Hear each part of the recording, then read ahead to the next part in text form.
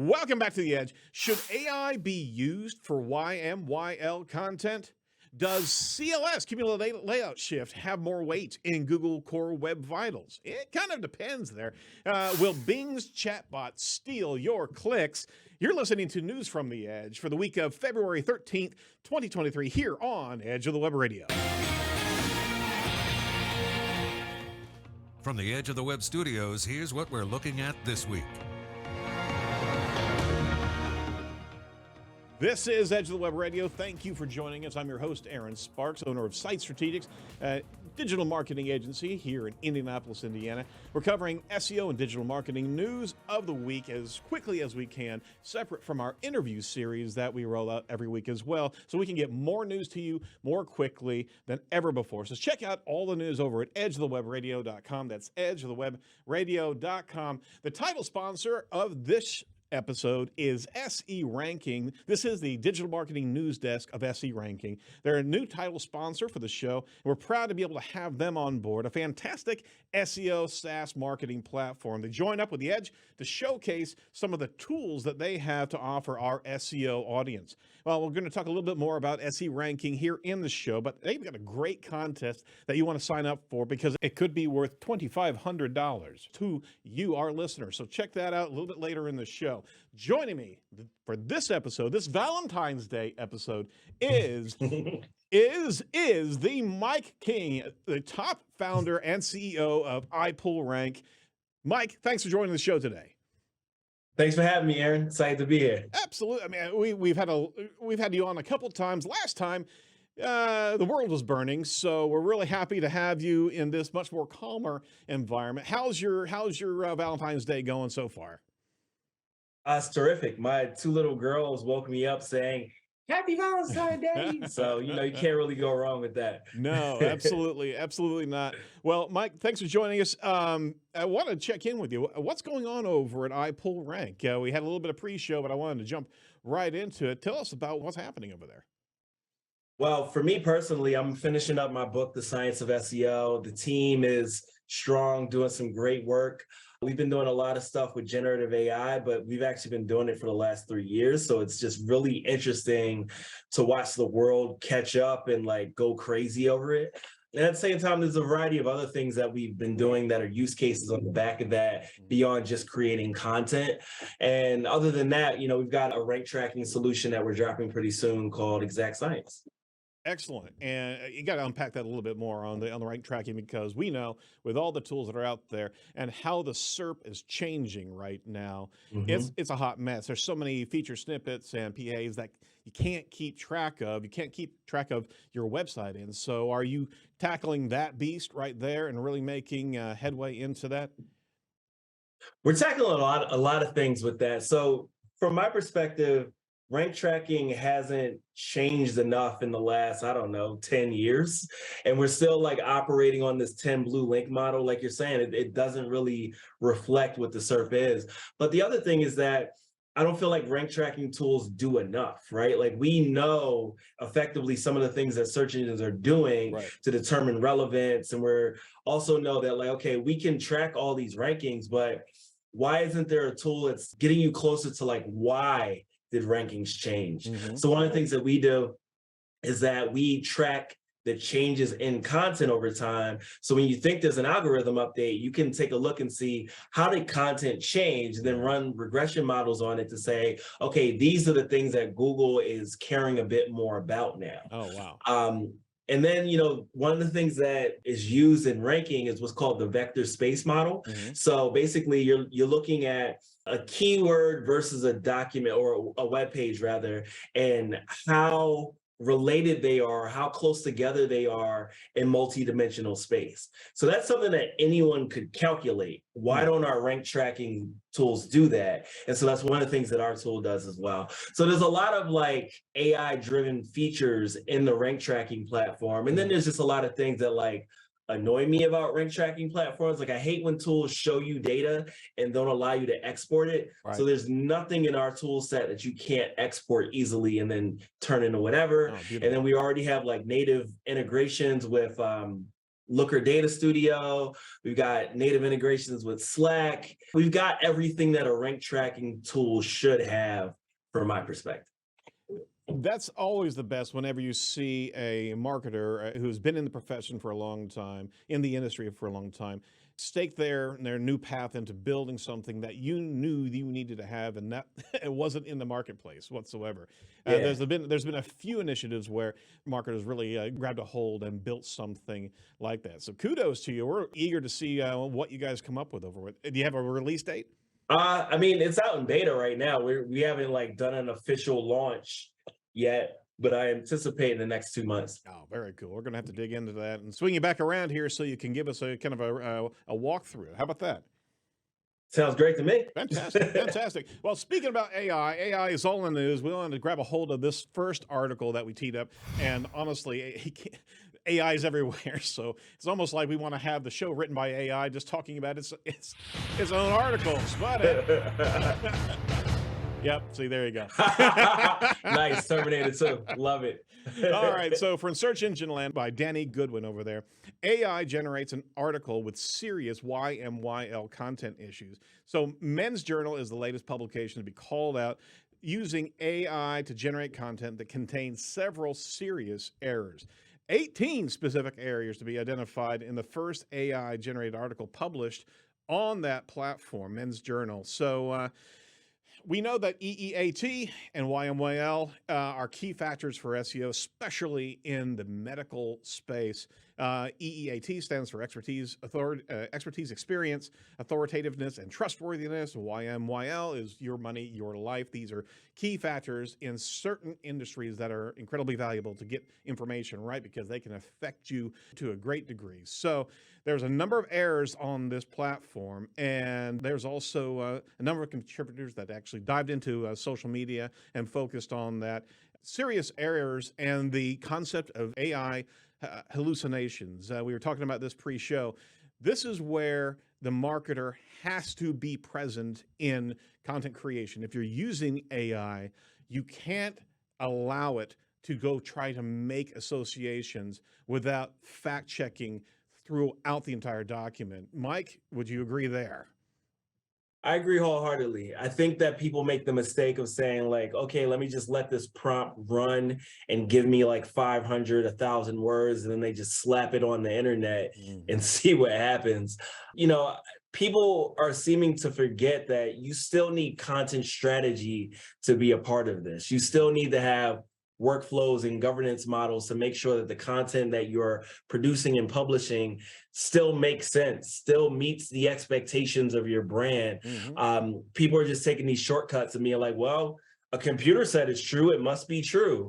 And so you really have to have that editorial layer. I wrote a blog post about this in November. I think I called it, you know, AI content isn't the threat that they want you to think it is. And what I said there is that you cannot, and I repeat, you cannot put this stuff out without editing it. And what's happening is a lot of these organizations are just, again, trying to take those shortcuts, and then they keep getting caught when they say that they've edited it, it's been reviewed and so on, and clearly it hasn't. So really what you need to do is, if you're going to use this sort of technology, especially right now, you need to have shorter prompts, like shorter output from the prompts rather, because you have a lower likelihood of hallucination when it's shorter. And so when you say, you know, here's my specific question, or here's the heading that we want to fill in, boom, use that one paragraph and then do another prompt and so on and so forth, because that way you are more likely to get something that's actually usable. And then you still have to put it through editorial review and maybe subject matter review to make sure that you don't say anything that is inaccurate. So the concept of AI hallucinations, can you define that for us real quick, Mike, so our listeners understand what's happening in the AI generative space? Yeah, so hallucinations is where it just says something that is just completely inaccurate. And the way that these technologies work is that they're just predicting the next word. It's like it's what people call stochastic parrots, because it's the probability of the next word to come in a sequence. That's how it's determining what to say. And so because it's a computer and we believe in its authoritativeness and so on, we think that it's actually talking to us, and it's not. It's just predicting words in a sequence. And so the hallucination is when, it thinks because it's a probable thing to say that it is accurate, and then it's using it, but it's not actually accurate. Understood. Understood. So it's also the AI generative process is also scanning the web. It's got its databases of content, and there's also a lot of errors out there, right? So we Sure. also have this kind of garbage in, garbage out mentality. These are not oracles, folks. This is a mirror of our own content, our own garbage out there, and then capitalizing on that, predictive analysis that turns into garbage hallucinations. So no wonder things can actually get way out of whack, because if it's scanning content material that it thinks is authoritative and it's not, there's maybe some misfires in concepts. It's going to take those off ramps and go way out off range, and without vetting, without actually knowing your subject matter. And that's really the most important thing. You got to have it. You got to know that subject matter, and then sew that back in. AI generative content is a good tool, but it can't replace editing. It can't replace knowledge of the subject, right? Nope, absolutely not. Never will. And you got to think of it as a force multiplier rather than a replacement There you go. for an actual writer. It's more that you can get a writer that can write, 5 articles a day rather than 1. I don't know if that's the right scale, but you get the point. Sure. And whether or not it can ultimately replace people, I mean, I doubt it, but we also haven't seen where we're going with computing power. We haven't seen what happens when you train it on multi-trillion parameters and so on and so forth. Right. But as it stands right now, you can't just let it go and, kind of publish whatever.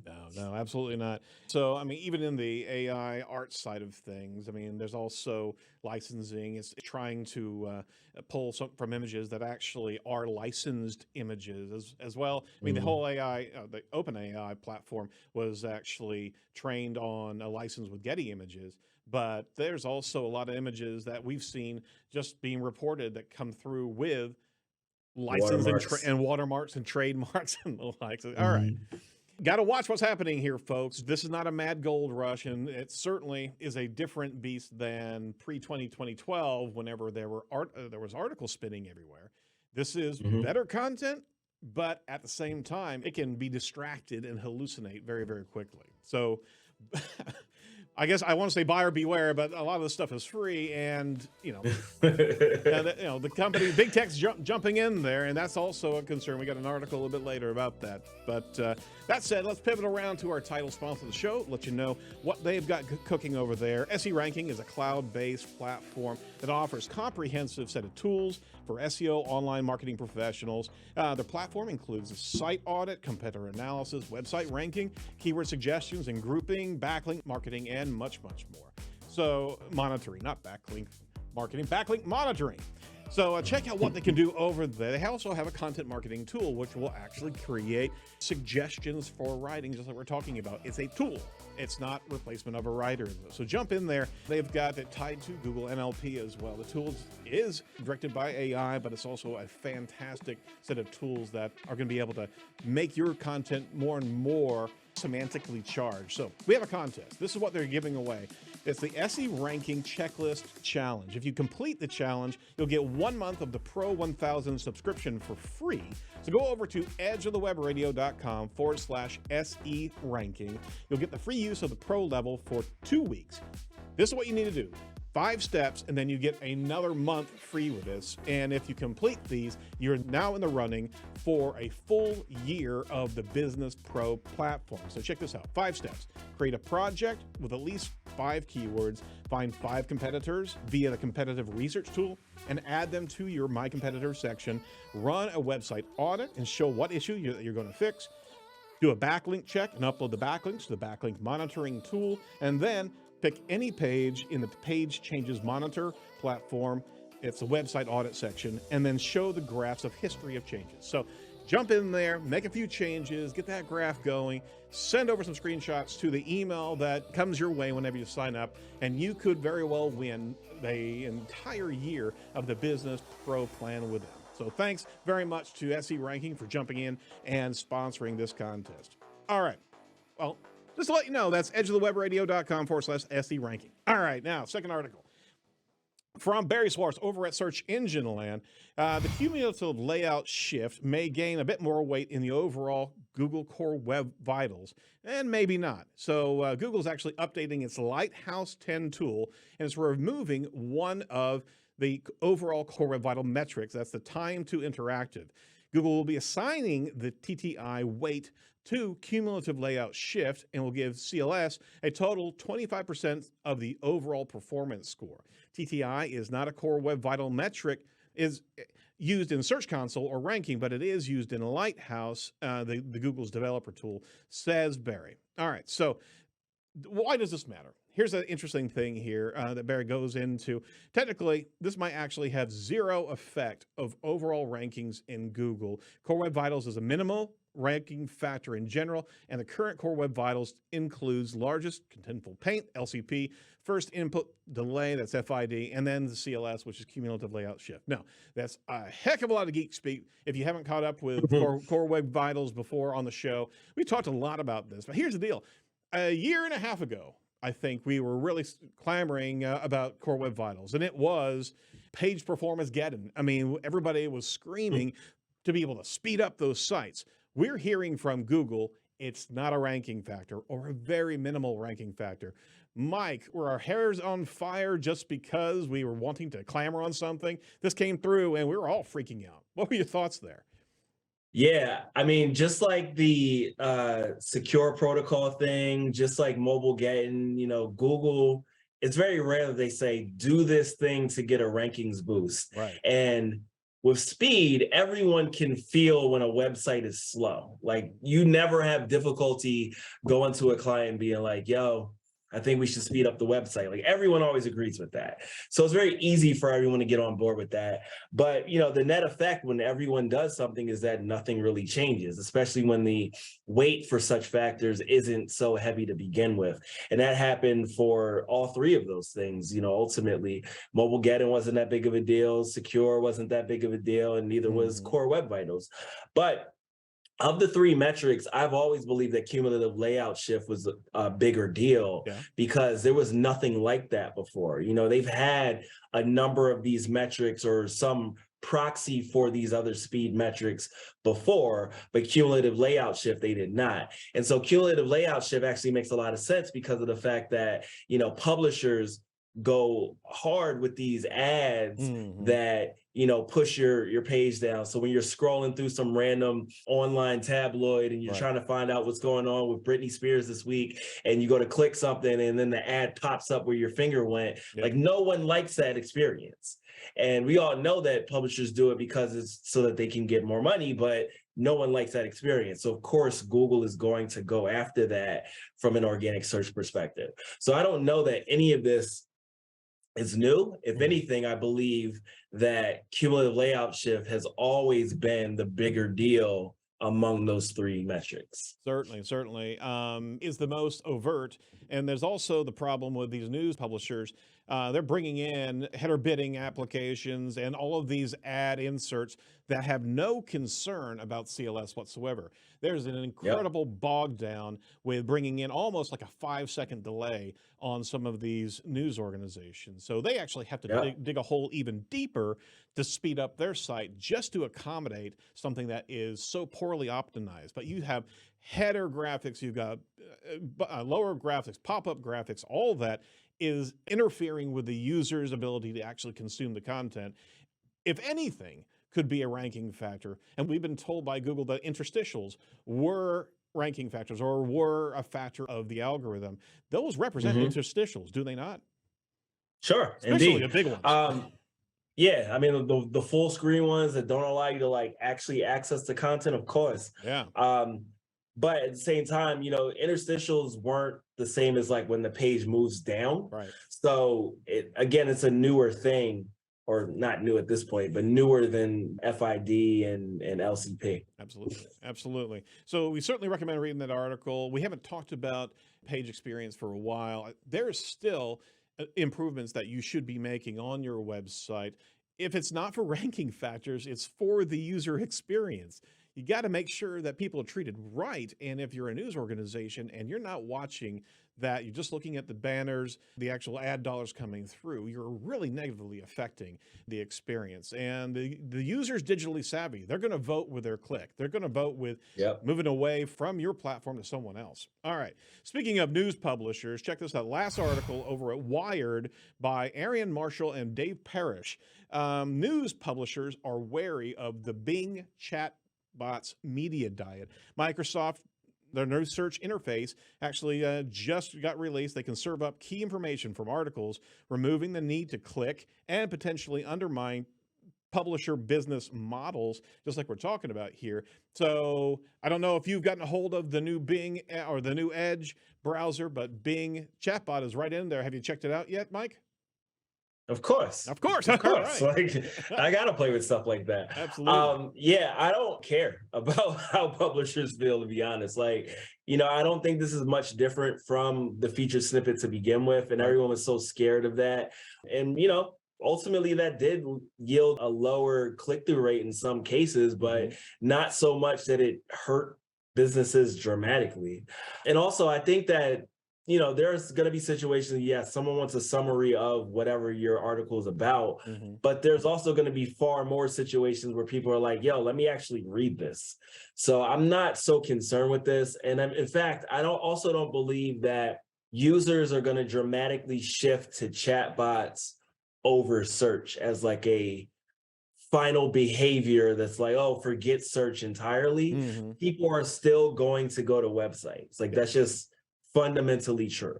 So I wouldn't worry about it so much. If anything, I would focus more on, as a publisher, like, how do I make more valuable content that people actually want to read? And I hate to say that because that sounds like something Google would say, but if you have like interactive content, if you have well-designed stuff and people know that about your brand, they're not going to just be like, oh, let me talk to this chatbot. Let me go have this experience.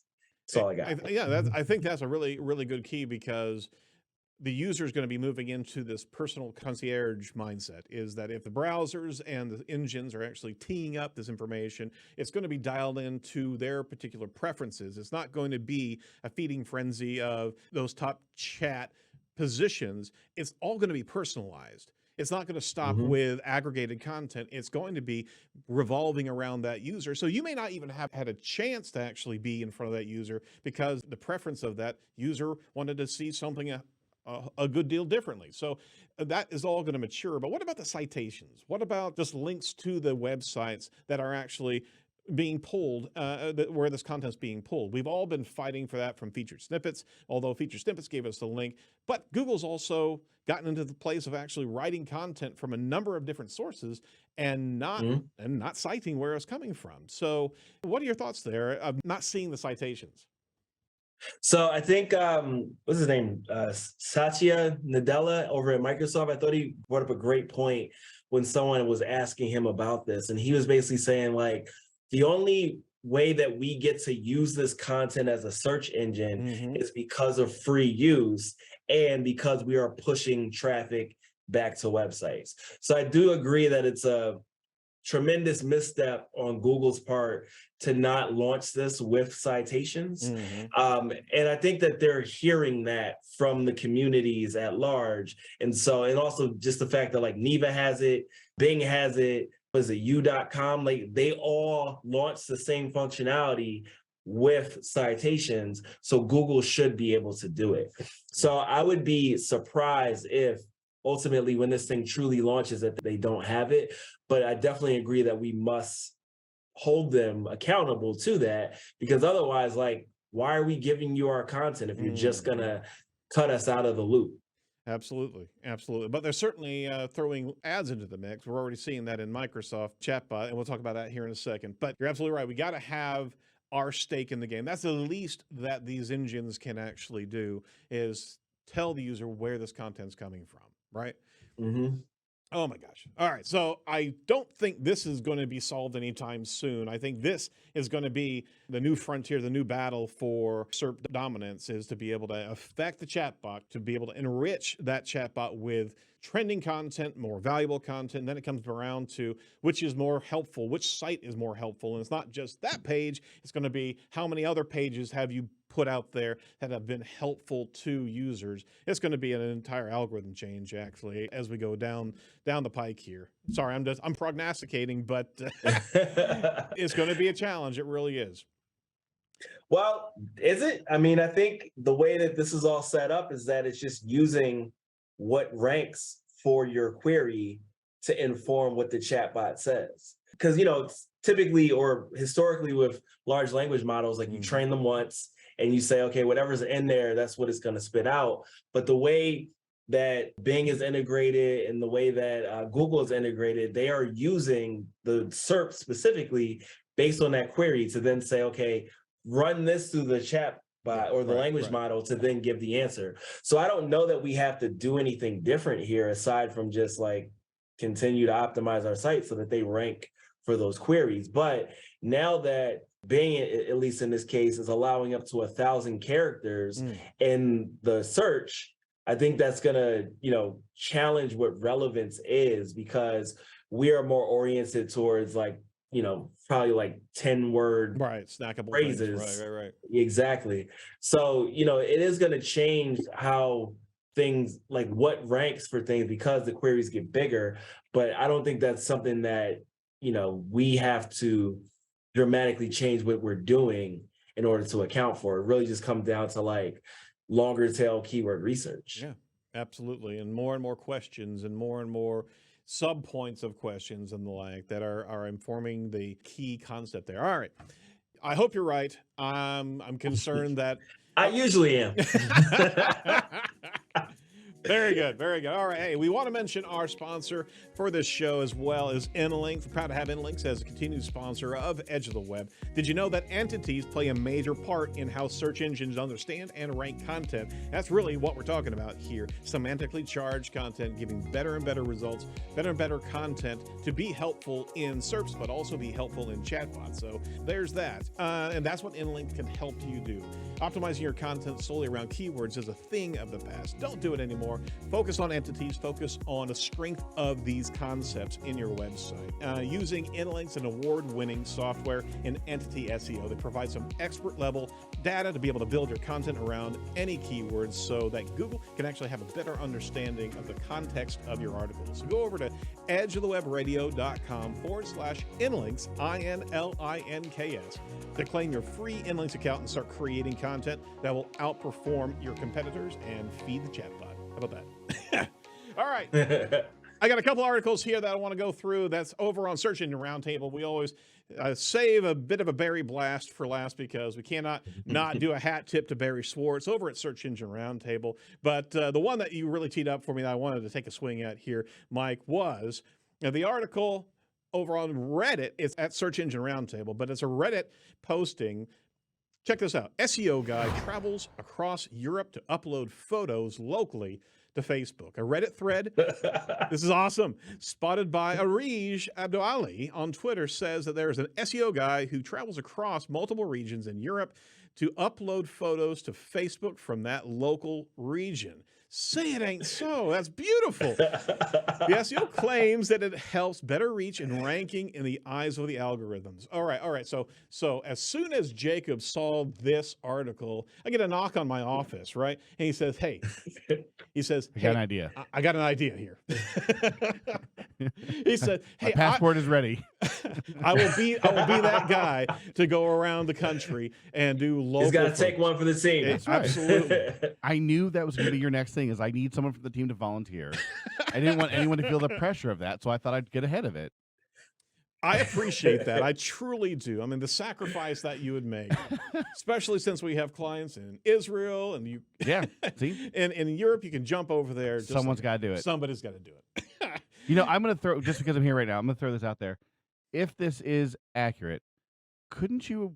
I mean, I don't know how closely Google's looking. Couldn't you accomplish this just with like a GPS spoofer? Just download Or images and VPN.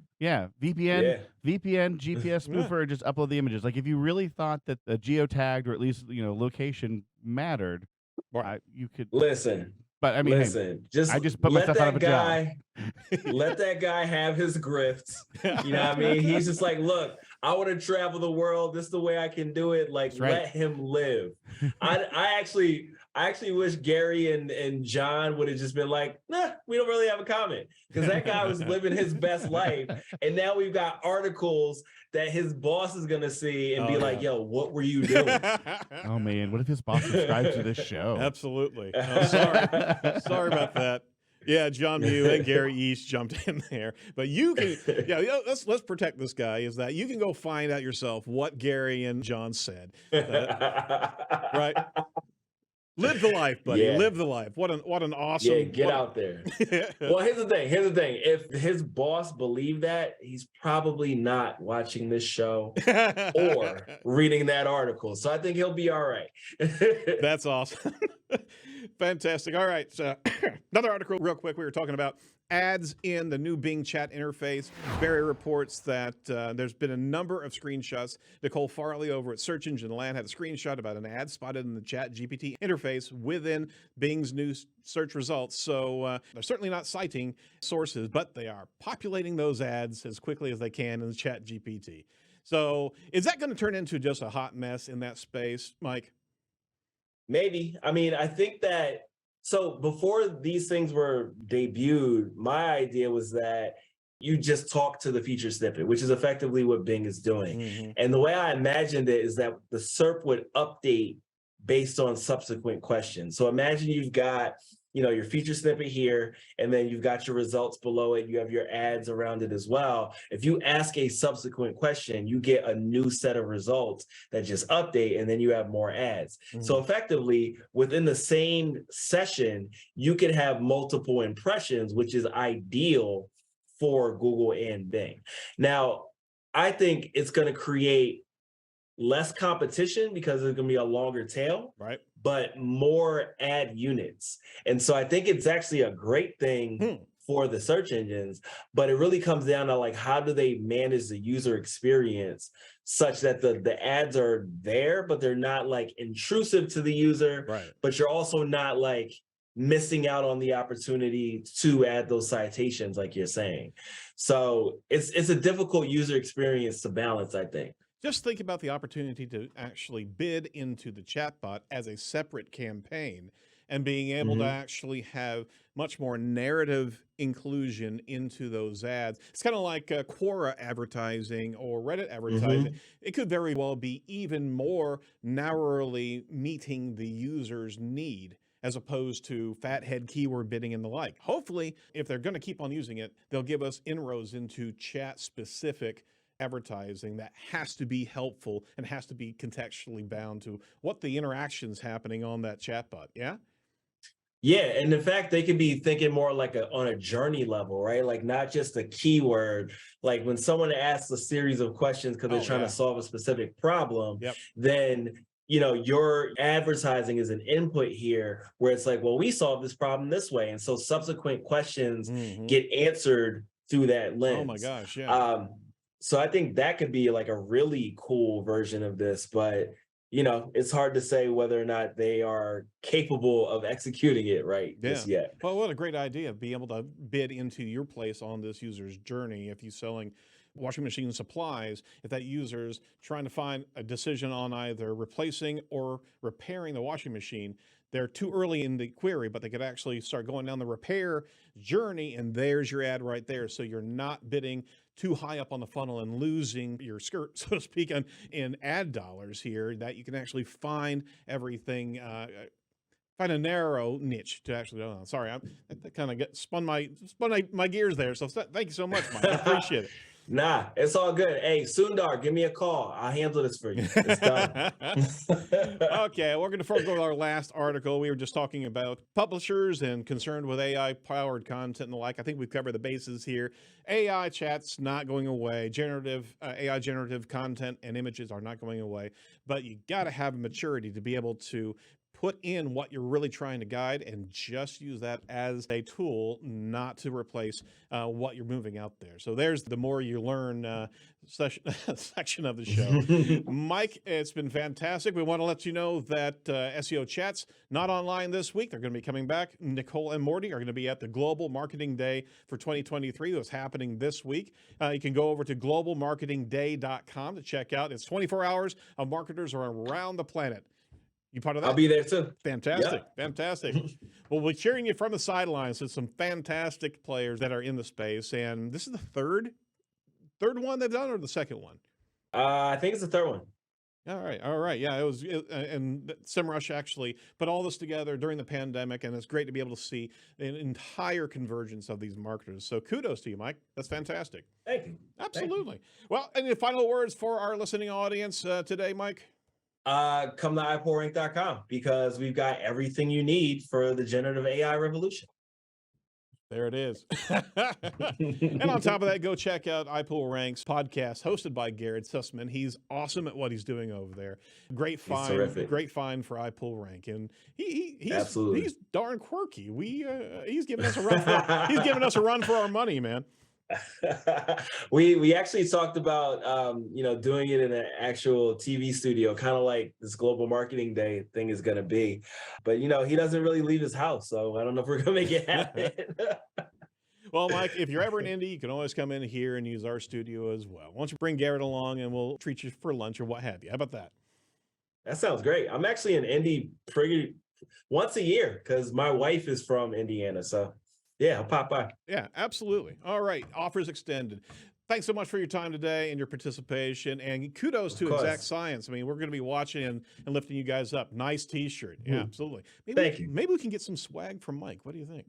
You never know. Maybe.